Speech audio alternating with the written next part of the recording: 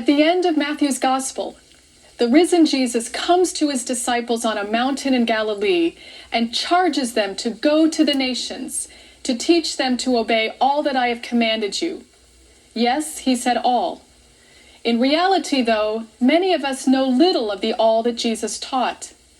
What might be most familiar to us of the all that Jesus taught comes from his teaching on another mountain, the Sermon on the Mount. Phrases such as "blessed are the peacemakers" describe the character of Jesus' followers. Vivid images of discipleship, such as "love your enemy and pray for those who persecute you," are part and parcel of Jesus' teaching about radical obedience.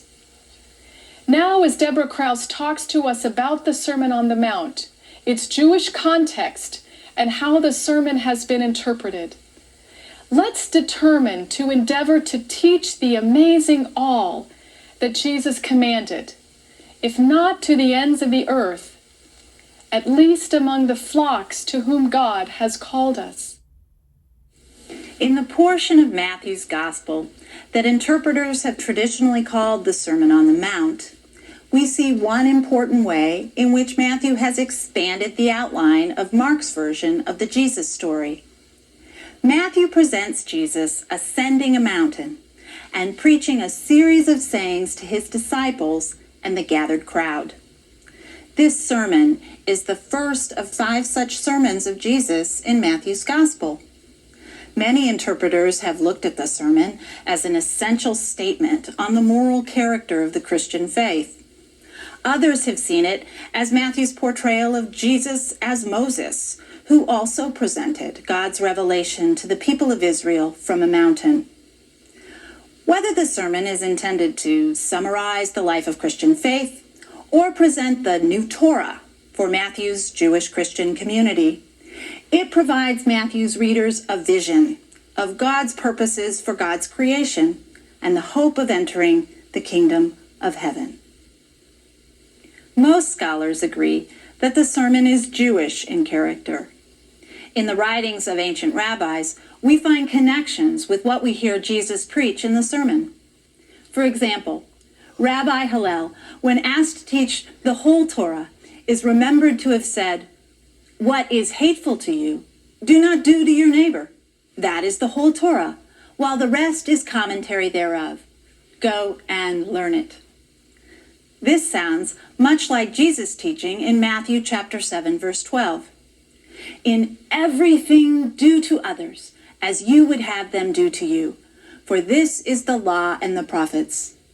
Such connections between rabbinic teaching and Jesus' teaching should not surprise us. Jesus was a Jewish teacher who based his message in Israel's traditions of covenant and wisdom. While Matthew presents Jesus' teaching in these chapters as a single discourse, Jesus probably never preached a sermon such as this, composed of many short sayings grouped according to different themes. More likely, the sayings were originally collected as a means of remembering Jesus' wisdom and providing instruction for those who sought to follow Jesus' ways in the world. As you are doing, early Christians gathered to recite and explore the message of Jesus. As such, the teachings of Jesus in the Sermon on the Mount are probably the earliest form of Christian educational material we have.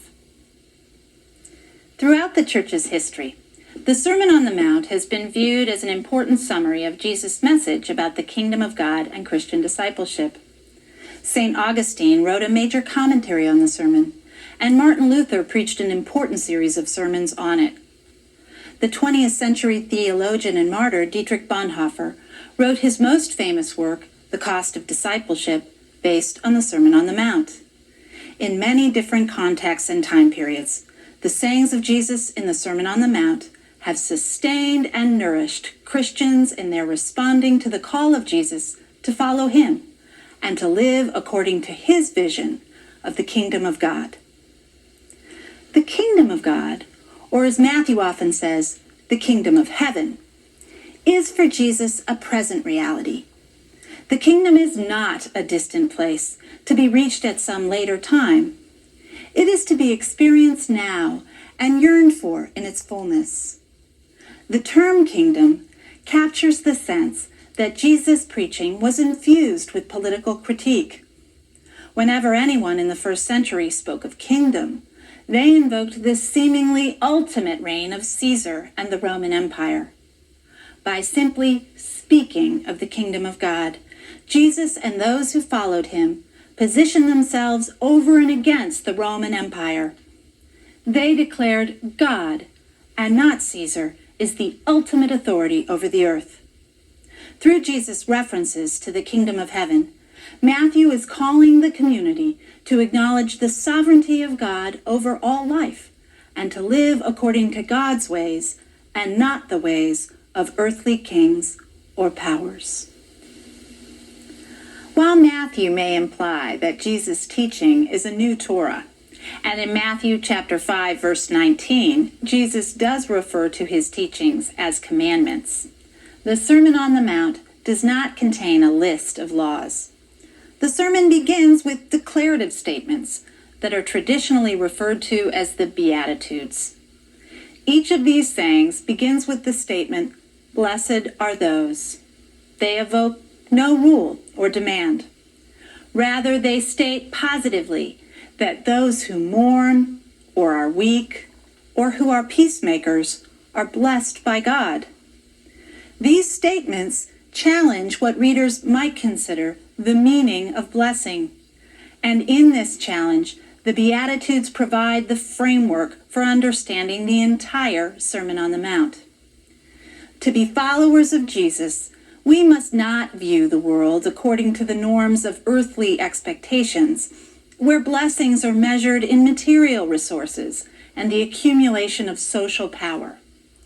Instead, according to the sermon, those who follow after Jesus and hear his teachings are those who view the world differently and live in the world according to God's justice and love. Immediately after the Beatitudes in Matthew chapter 5, verses 1 to 12, Jesus underscores the alternative worldview of those who follow him with a summarizing characterization. You are the salt of the earth, and you are the light of the world. These two statements, and the teaching based upon them, declare that those who would follow Jesus do not simply look at the world in a different way. They apply that alternative vision to their own lives.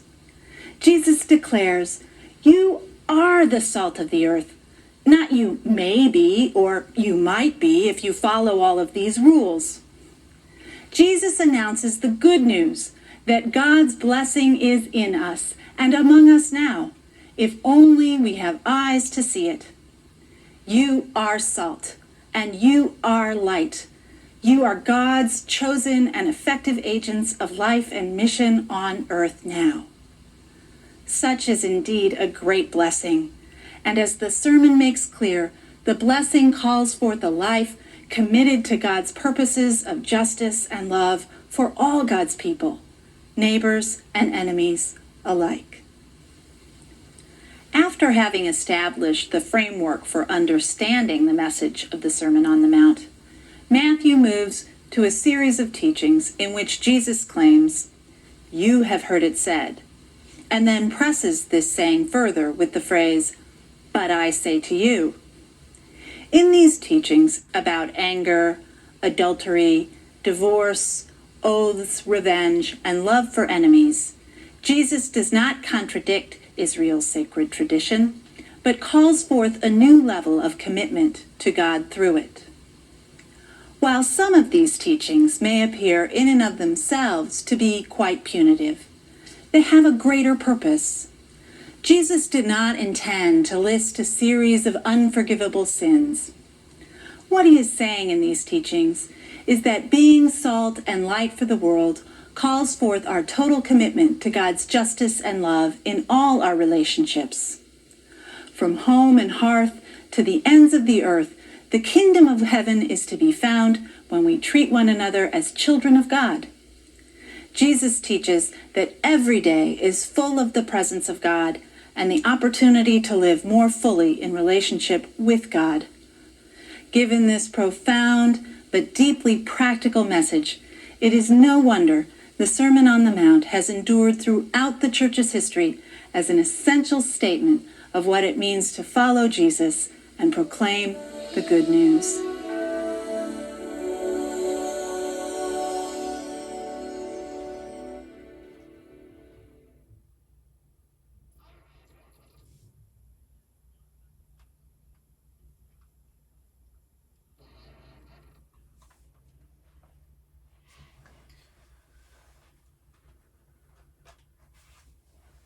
Do not think that I have come to abolish the law or the prophets. I have come not to abolish, but to fulfill. You have heard, you shall not murder. But I say to you that if you are angry with a brother or sister, you will be liable to judgment. Blessed are the poor in spirit, for theirs is the kingdom of heaven. Blessed are those who mourn, for they will be comforted. You have heard, you shall not commit adultery. But I say to you, that everyone who looks at a woman with lust has already committed adultery with her in his heart. Blessed are the pure in heart, for they will see God. Blessed are the merciful, for they will receive mercy. You have heard an eye for an eye and a tooth for a tooth. But I say to you, if anyone strikes you on the right cheek, turn the other also. Blessed are the peacemakers, for they will be called the children of God. Blessed are the meek, for they will inherit the earth. You have heard, you shall love your neighbor and hate your enemy. But I say to you, love your enemies and pray for those who persecute you, so that you may be children of your Father in heaven.